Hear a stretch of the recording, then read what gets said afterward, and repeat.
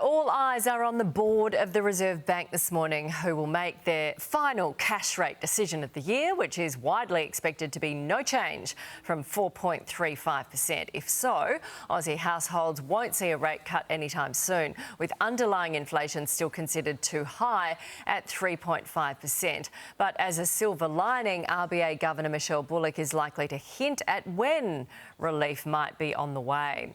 To help break things down, finance expert and founder of Fortlake Asset Management, Dr. Christian Bayliss, joins us live in the studio. Good morning.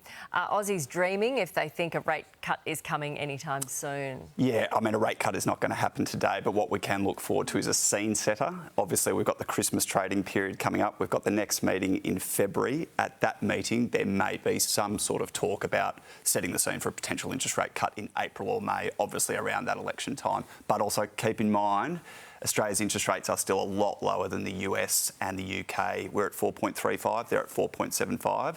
A lot of people are calling for cash rate cuts, but we didn't go as high as a lot of those other economies, so we are still quite low in a global context. So how much we're spending over Christmas, does that have a bearing on what happens next year? Absolutely. So obviously we just had Black Friday, we had Cyber Monday. Apparently sales are down about 5% per item. So we've become a nation of bargain hunters, which is interesting. We still spent ultimately the same, it looks like, but we're going for bargains. So Australians are really holding back their firepower for these discount periods to go in and then spend what they've got. So that will be critical. The RBA will have that data. It will be a cleaner set of data by the time we get through Christmas. By the time they meet in February, they can analyse all of that and start to bake that into their forecasts come February. They do a lot of baking, don't they? You hear commentators, some of them saying there's a compelling case for a cut. We've had these 7 consecutive quarters of negative, declining per capita economic growth or whatever. So they should be cutting.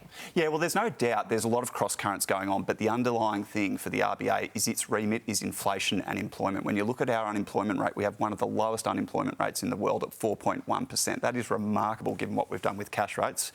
Also, our underlying inflation is at 3.5%. So once we take out all of the government subsidies and all of the energy rebates and all of the things that the government is doing, we've actually got structurally higher inflation. And that is because the RBA did not do as much heavy lifting as what those other central banks did. So there is a strong rationale to just keep things, stay the course. It's like getting off prescription drugs too early. You want to stay the course because if you get off too early, the illness can come back bigger and worse. And so that's the thing that we've got to focus on. But keep in mind, inflation affects 27 million people. Interest rates only affect probably around 3.3 million households. So the worser evil is inflation. We've got to get on top of that. And then once we're done with that, we can start giving some interest rate relief to households. Right. Christian, thank you.